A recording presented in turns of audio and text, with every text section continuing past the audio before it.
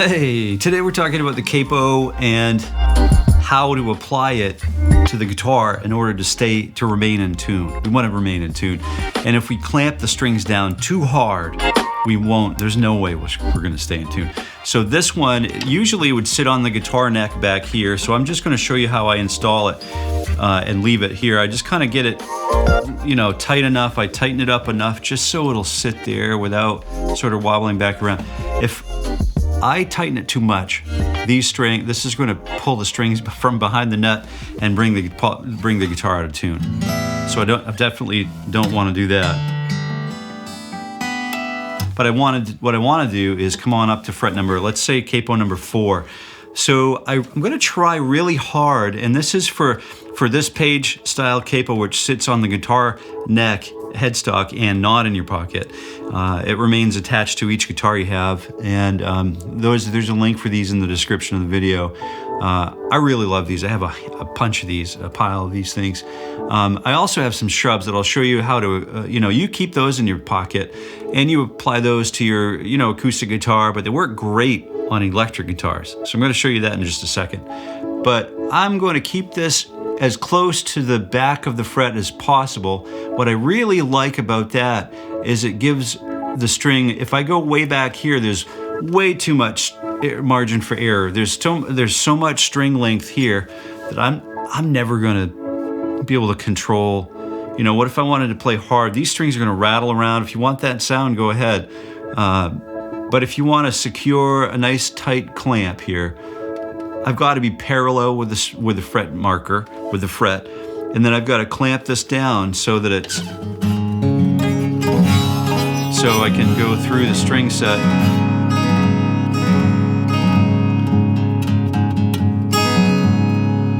And if I clamp it any tighter than that,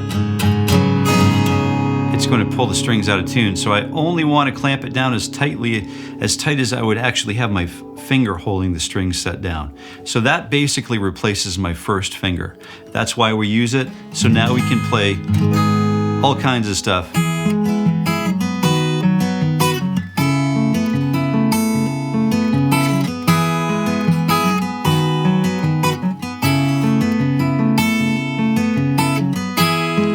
Rocky tops up here.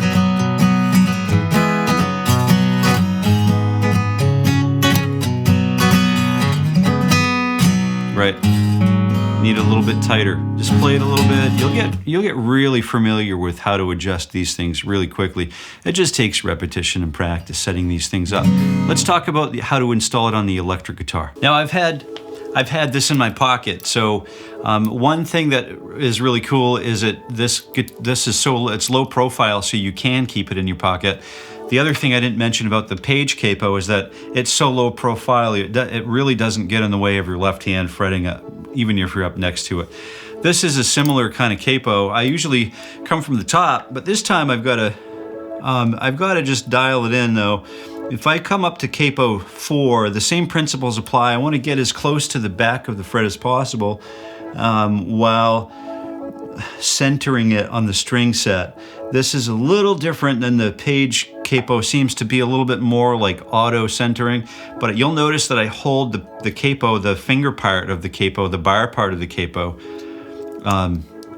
There's a little lock pivot point here that locks it in place behind the neck, and sometimes this little piece will fall off and you have to super glue it or hot glue it back on or whatever. But it's a $25 piece of gear that will last for a long time. I've had this particular one since '96 maybe, or maybe earlier, probably earlier, but it's the Shubb Deluxe. And then I hold this, I find out on the back of the guitar neck where the radius of this is going to sit evenly when it's clamped. That way it doesn't sort of start to pull and distort the string set. As soon as we start to pull on any one or press on any one side of the string set more than the others, we're out of tune. That's completely not the point of a capo, right? We don't want to have to retune the guitar every time we slap a capo on. So again, parallel with the fretboard, not fretboard, but with the fret vertically, just behind the fret, and I've got a good location, and I snap that down only to the point where I don't need any more pressure than that. So this one has a dial on it as well, where you can dial in the pressure and you can set it up basically for your guitar and have it ready to go sort of with like minimal adjustment. You can really enjoy this one for years to come too. So that's how we install a capo and remain in tune on the guitar. I really appreciate you jumping in on this one, and it's fascinating to me to talk about equipment and gear, and I'm glad that you're here with me doing it. And I hope that you enjoy surfing through the channel and learning more about the guitar. And I guess we're going to depart now. But until next time, I'm going to wish you happy picking.